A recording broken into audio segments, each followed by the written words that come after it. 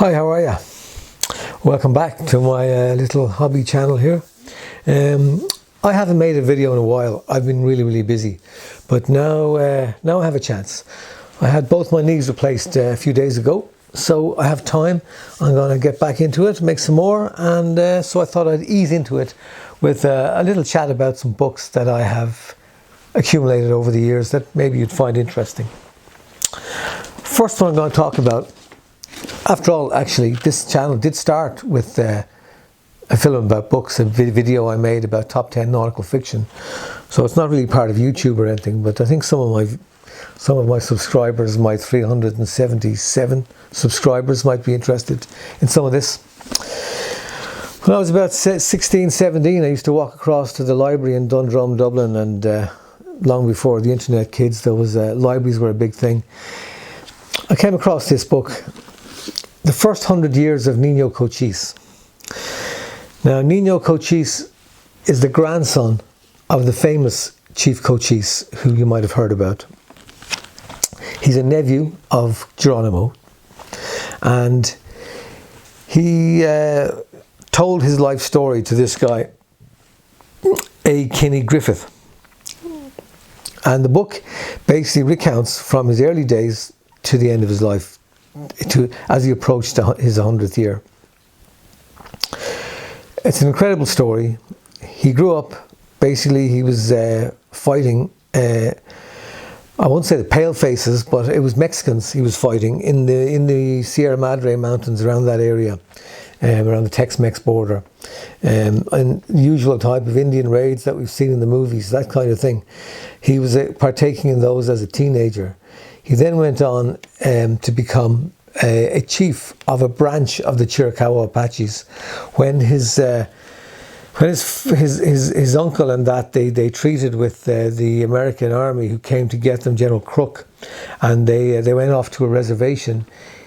His branch, the Chiricahua Apaches, stayed in the mountains, and he became eventually chief. And that tribe that they had in a little valley, that was their base. They used to take in refugees from other Indian tribes, and so he was it's a coming of age story as well, as he grows up and he grows into that role as he becomes a man.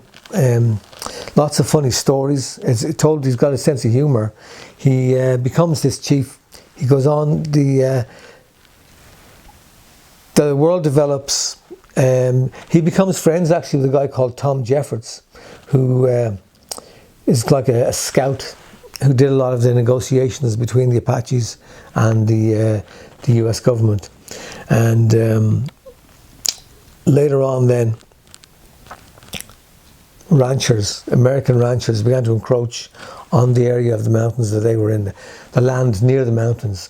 And it's the world that they had built began to fall apart, and some of his braves went and got jobs on ranches and things. And eventually he moved on from that, and he went to Hollywood. Oh, before he went to Hollywood, he got a job. He was kind of like working for some railroad or mine tycoon. It's a while since I've read it now.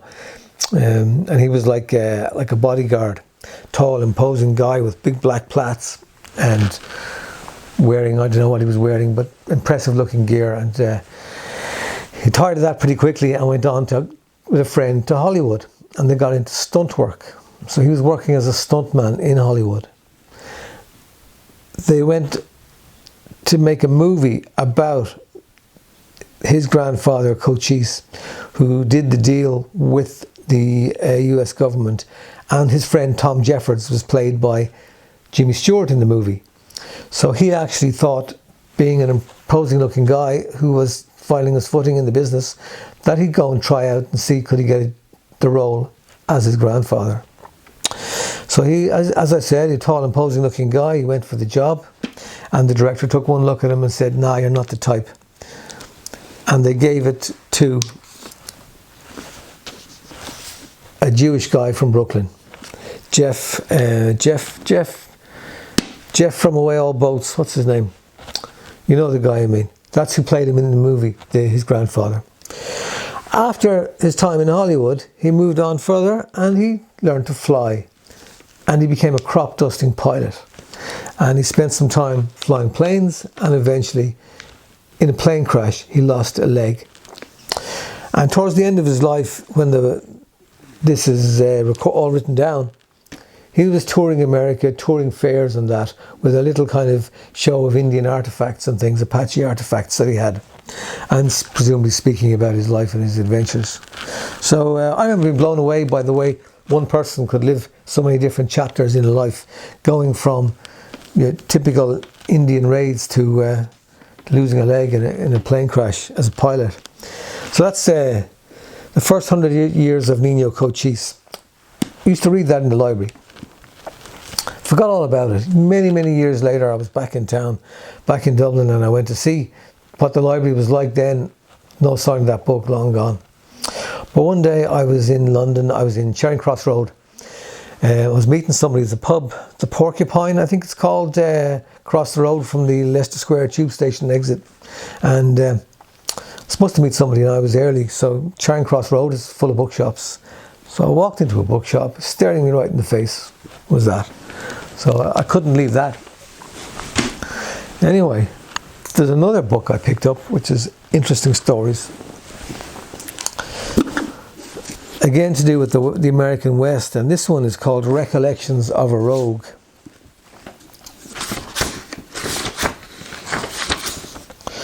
The guy was a painter, Samuel E. Chamberlain. Came across this book and I thought it seemed really interesting. It was in a bookshop, it was a lot of money. So I went away and I looked up the title on ABE Books. Now, if you've never heard of ABE Books, there's abebooks.co.uk and abebooks.com. And basically they are an online network of secondhand bookshops. And they have a search function and everything. So it's like going to any site where if you're looking for something, you can just put in the name, the details, the title, the author. You can search from high to low, paperback or hardback. You can look for signed first editions. The beauty of it is, if you have a search, oh, by the way, you can also search by topic. So if you were interested in something like butterflies or carburetors, you could just put that in and it would start throwing up books to do with that subject. But if you put in a specific book, you can save the search, and if one of those secondhand booksellers encounters that book later, they'll email you. So it was years later, I think, before I got this. Recollections of a Rogue, and the guy basically, growing up in the West, he gets involved in the American invasion of Texas, joins the army quite young, and has lots of tales about being young, being in the army, getting into trouble, witnessing a lot of things happening with other people who are young and in trouble, and getting involved in fights and a bit of womanizing too, actually. And one of the things that struck me was he actually tells the story of the execution of the San Patricios. He draws a picture of the San Patricios. Where is it now? This is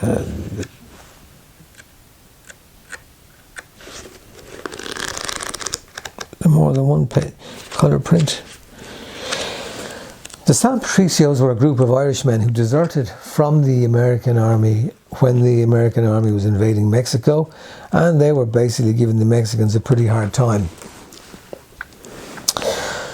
They felt some kinship with them, given what had happened, I suppose, in Ireland, and given the fact that Mexicans were Catholic as well, might have helped. So they spent some time with them. I think a lot of them would have been artillerymen, from what I remember. There was a movie made about the San Patricios, St. Patrick's Legion, the San Patricios, with, I don't know what the movie was called, but Tom Berenger played the leader.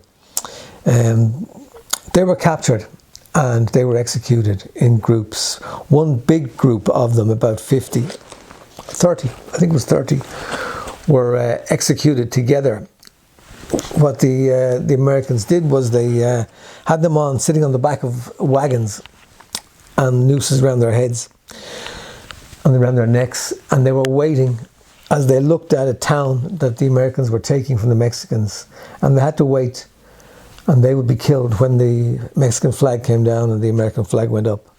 So they had to wait while the battle raged, and then when the Mexican flag was taken down and the American flag went up, they were turned off the back of the wagons, or the wagons were driven out.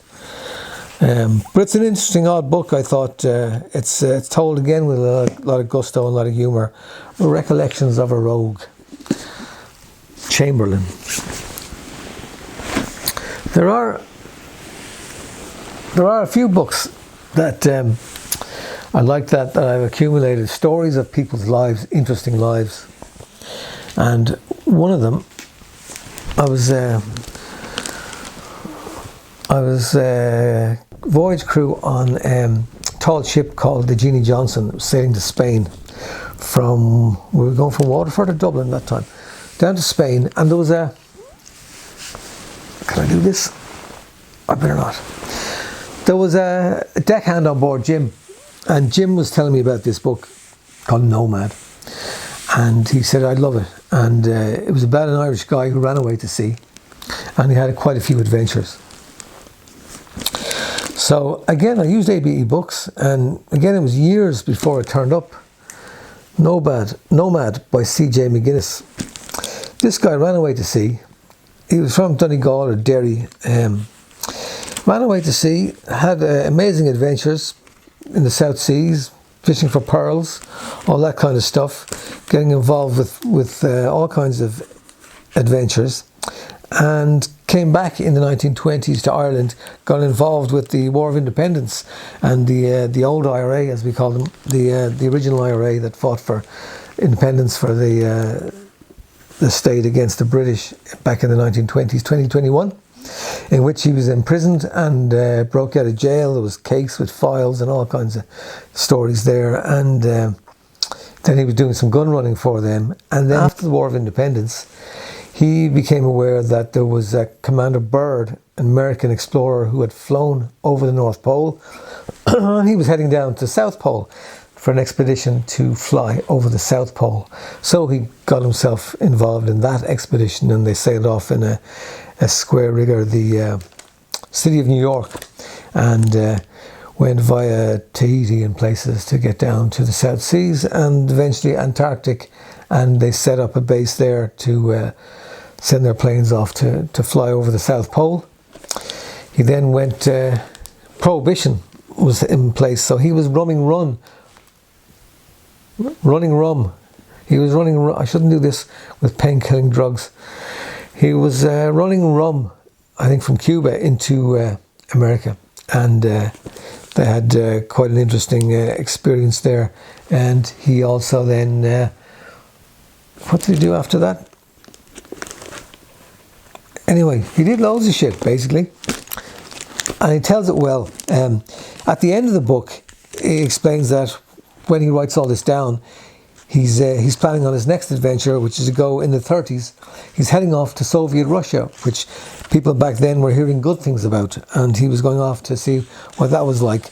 All he indicated was that it didn't work out very well for him to get back, but I do like what he says at the end of the preface here. He says, "One point I wish to keep before the reader. This work is primarily written by a sailor. The absence of fine phraseology comes from the fact that I never use any." C.J. McGuinness, Nomad. And I've got one more book that I forgot to get down from the shelves. One more book in a similar vein, by Commander Lightoller. He was second officer of the Titanic, and this is an account of his life. And if you see the movie The Night to Remember, you'll see him played by that cheery, fresh-faced young British actor whose name has gone out of my head. Blame the drugs. Nice, cheerful, fresh-faced lad. But actually, in fact, he'd had a bit of a life by then. He'd been shipwrecked a couple of times, bummed around deserted ships, gone to prospect for gold, had ridden the rails as a bum trying to get back, as a hobo trying to get back to the East Coast to get a ship. Lived a fairly full life after the Titanic. after the Titanic, he got involved in the wars as he's a Royal Naval Reserve, I believe. One of the interesting things he says is he has a low opinion of naval sailors compared to merchant marine, because he says that in the Navy, a sailor is basically a cog in a machine, and they're basically shaped to be a cog and to fit into the machine. And in fairness, that's what you have to expect, isn't it? But he says in the merchant marine, a sailor has to be a jack of all trades, has to know how to do an awful lot more, has to not just know how to do their job, but merchant marine ships are run with fewer people who have to do a lot more and know a lot more. So he was very scathing sometimes in his view of the way the Royal Navy did things. And when he was in charge of an escort vessel,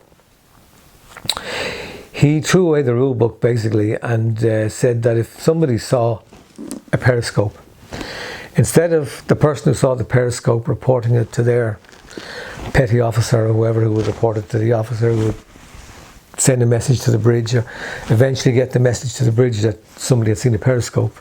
If somebody on his ship saw a periscope, they were supposed to jump on the nearest gun and open fire at it. And then everybody would know what and where to look. And he was a bit of a character. Titanic and other ships. Charles Lightoller. Sticking with ships, he was on tall ships, a lot of tall ships actually. This is a tall ship story. And by the way, as I have your attention, there's a tall ship charity that I'm kind of involved with. It's called the Jubilee Sailing Trust. They do a lot of work with disabled people with disabilities, should I say. And whether it's people in wheelchairs, wheelchair users, I mean, and people who might have cerebral palsy or prosthetics, and blind people too. Anybody who's who you might not expect would go sailing on a tall ship. They're set up for that kind of thing. There's braille everywhere. There's places to clip down secure wheelchairs. There's ramps. There's lifts. There's handholds everywhere for people who aren't steady on their feet. What the charity does, it ran two tall ships until recently. One now. One of them is up for sale, Lord Nelson. Tenacious, they're keeping going, but they had a tough time during the pandemic, and the charity is going to struggle to get through the summer. So if you know anybody who is into tall ship sailing in any way and feels like helping out, there's a website you can make a donation. I'll post it. I don't have enough subscribers to post the link directly on the screen here, but I'll post the link below in the description. If anybody wants to throw a few shekels their way, they could do with all the help they can get. It's a great charity. I've sailed with them a few times, and I know what it is for people. I mean, as somebody once said to me, a disabled person said once that, like, on board here, I'm just one of the gang, and nobody cares about the way I eat. You know, someone with cerebral palsy makes a mess. Doesn't matter, damn. Like, everybody, you're a person with a disability for the first half hour you come on board. And once your gear is stowed, then you're just another one of the crew. It's really great for people. You see people pulling on a rope, and there might be 2 or 3 people pulling on a rope, and then someone in a wheelchair at the back, or maybe someone in a wheelchair at the front doing the handling the ropes, handling the lines. So the whole wheelchair's up to the mast and everything. And there was one voyage I did. It was Portland to Cork in 2019. I think there were 5 wheelchairs on board. On my watch, I had a wheelchair person and a person with a prosthetic leg, and I had a blind person who was the best helmsman. She was the best helmsman I had. She couldn't see. But there was half English, half Irish voyage crew. And the Irish crew was half Dublin and half Cork. And came into Cork. The crack, there was laughter filled those sails. Never laughed so much on a ship the slagging between all the parties was unreal. Anyway, I digress, as I do. Blame the drugs, blame the drugs. This is called In the Arctic Seas. It's a book I picked up somewhere. I love it. Look at that. Just look at the cover. In the Arctic Seas. You may be aware of the Franklin expedition with the Terror and the Erebus, and they got lost. And Lady Franklin. Franklin was in charge of one of them, and Crozier was in charge of the second. Franklin was the top man. His wife, Lady Franklin, raised a lot of money to try and get information on what happened to them. So it was a big fund, or a lot of reward for anybody who found anything out. This particular voyage on the Fox, it was a steam yacht. They actually discovered what happened, and this is an account of the whole thing. It's an old book. I love books like this, you know. I mean, e-books and Kindles and that are all very well, but you know, when it comes to something like this, you can shove your Kindle up your arse, really, you know. It's this is the real thing. At the back of this, by the way, they even list the subscribers to the mission. There's to the voyage, the Fox expedition. And at the end of the subscribers, they list like who gave what. You know, somebody might have given 10 shillings, somebody might have given £2.10. And there's a list of stuff that was given. A lifeboat presented by Messrs. White of cows. A large quantity of preserved produce, potatoes, by Mrs. King.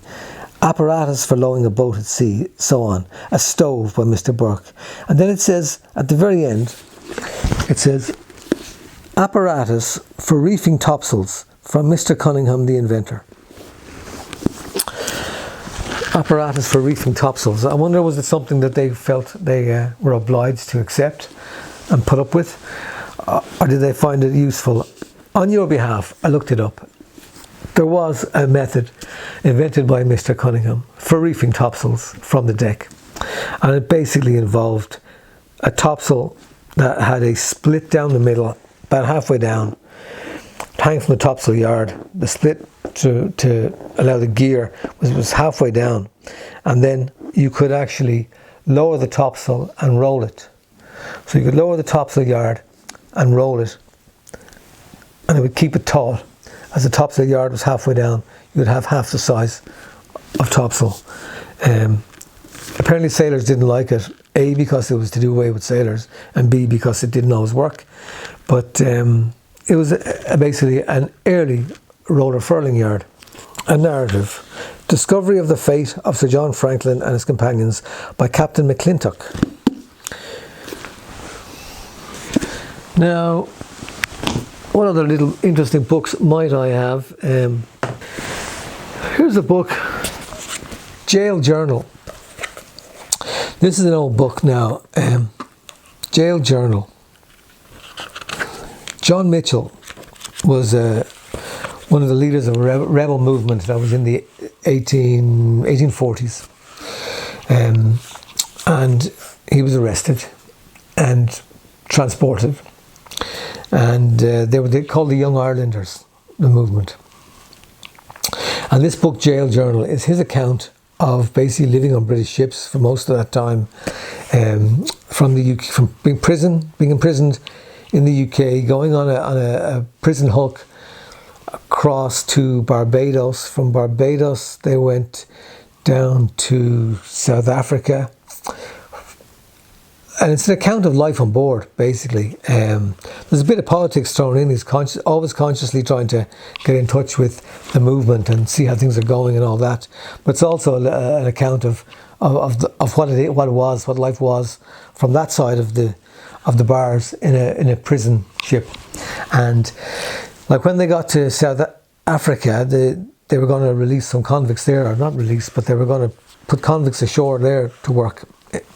But the Dutch weren't having it, and the ships, the squadron of vessels, was boycotted. They couldn't get provisions, And then from there they go on to, where do they go on to from there? They go on to Australia, and eventually he gets across Australia to Sydney, and Tasmania is where they ended up actually.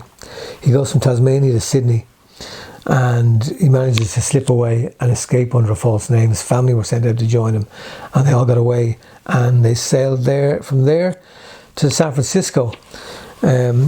And it's basically an account of all the travels, and given the time that it was, the 1840s, it's quite interesting. To get from San Francisco to New York, they had to go through Nicaragua. So it was a done thing at the time, it seems. So they went down to a place I've been myself, a lovely little bay called San Juan del Sur, and then went overland across, sailing through Lake Managua, I think, and got out on the east coast. I went to New York from there, and he landed up in Brooklyn, I beg your pardon. He landed up in Brooklyn, and that was the end of the book, essentially, at that point. So it is an interesting book for that insight into those times, written in those times by somebody who was in those times. And one of the things about this guy, Mr. John Mitchell, he ended up having been a stalwart supporter of Irish freedom and so on, and very critical during the book of imperialism. He became a staunch supporter of the South during the American Civil War. He was speaking and making speeches in favor of standing up for slavery. And so he was, in the end, I suppose, what's the American term? He was a racist asshole. But it's an interesting book. I'm not going to get rid of it, but it's interesting to have, and kind of disappointing to see the way things go. Another questionable book I have that I didn't realise I had for ages was Convoy PQ-17. And Convoy PQ-17 was a famous convoy in World War II that was basically decimated by the Germans, well, even more than decimated. The British Admiralty thought that it was going to be the target of the Tirpitz, or the Scharnhorst or Tirpitz. Tirpitz was going to come out from the Norwegian fjord and basically, play havoc with the convoy. So the signal was sent to disperse the convoy, and they were picked apart by Luftwaffe and U-boats and vessels. It was a disaster. I think actually the man in charge, some talk about the man in charge back in Britain, was actually having some kind of brain illness, a tumour or something. They suspect he was very ill, but he was doing his duty by sticking to his desk even though he was ill, even though it didn't work out that well for the convoy, if that's what was behind the bad decisions that they made. But I had this book for ages. I didn't realise, written by David Irving. He's the notorious Holocaust denier. So it does raise the issue of what do you do when you discover you have a book written by an asshole?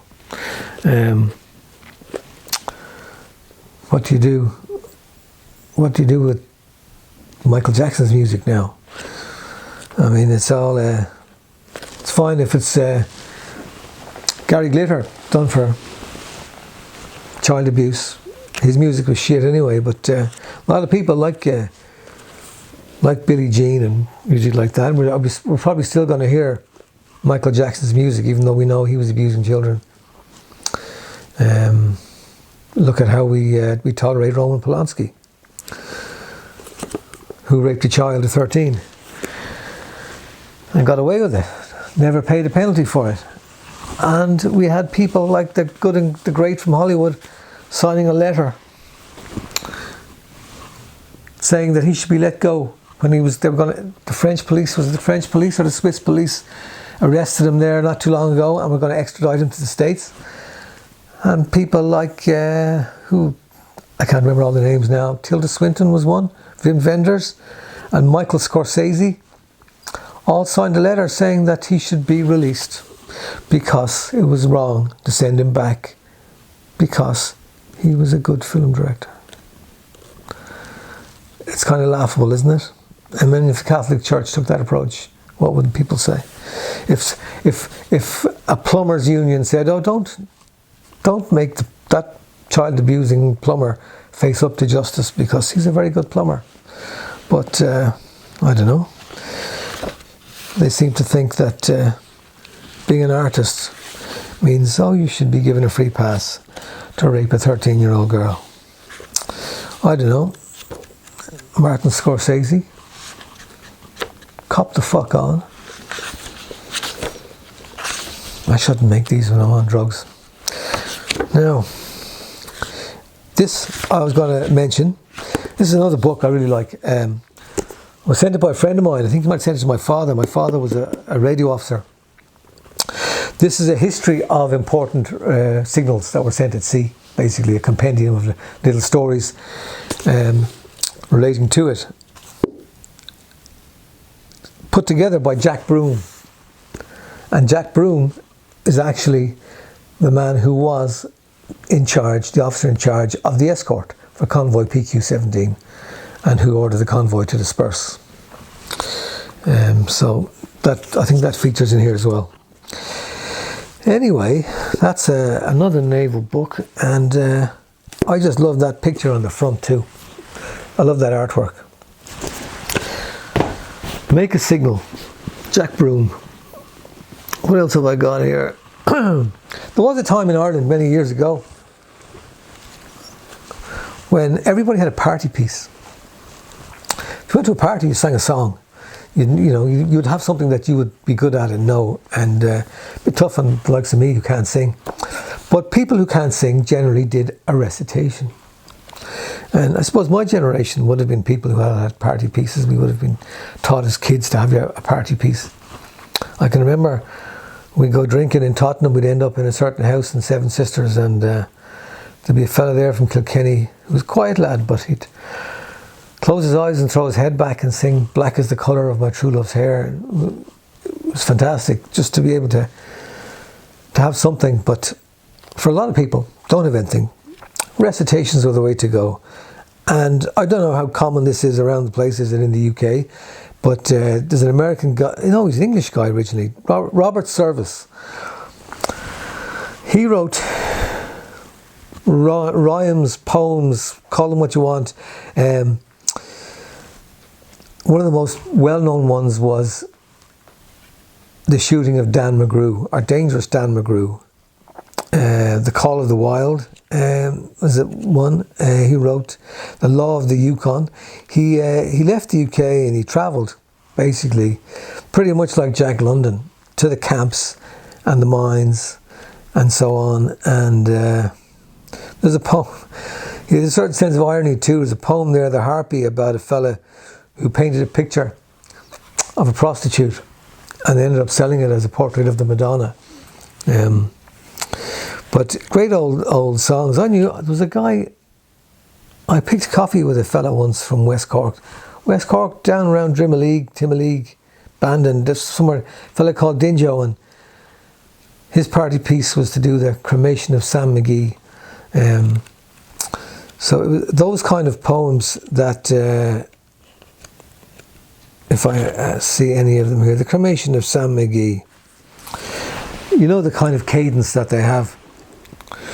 There are strange things done in the midnight sun by the men who moil for gold. The Arctic trails have their secret tales.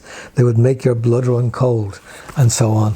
But anyway, it's just a book of Robert Service poems that I inherited from my old man that I'll always have on my bookshelf. And a quirky book I came across. This is the last one, lads. Quirky book I came across in a bookshop somewhere, God knows where, New World Writing.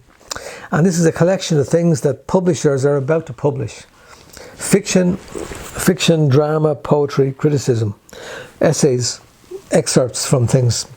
And I happened to notice that one of them is a chapter from a forthcoming novel by a fellow called Joseph Heller. And it's called Catch 18. Because apparently, in case you didn't know, Catch 18 was to be the title of Catch 22. And we were all going to be saying Catch 18 situations and things instead of Catch 22 situations. But Leon Uris released a book at the time called Mila 18, just ahead of their launch of Catch 18. So Joseph Heller went to the publisher and said, the publisher said to him, well, we're going to have to change it. And he wasn't sure what to change it to. And I think it was the publisher who said, how about Catch 22? Hence Catch 22. So I just picked this up for the novelty of that. And then I found in it, also it had a chapter of a forthcoming novel from some French-Canadian poet called Jean-Louis. Jean-Louis, Jazz of the Beat Generation. And lo and behold, it happens to be a copy of On the Road by Jack Kerouac, which was a book that I read also in the Dundrum Library around the time I was reading this and dreaming of adventure. So there you have it, folks. That is the last. Maybe some of you found that interesting. Maybe you didn't, maybe you did. I don't care. I'm on drugs, I don't care. So, strong painkillers, I mean, obviously. So listen, I'll try and do some more videos now. I'll have top 10 westerns coming together slowly. Has been for a while. So maybe I'll see you again. Bye now. Mind yourself.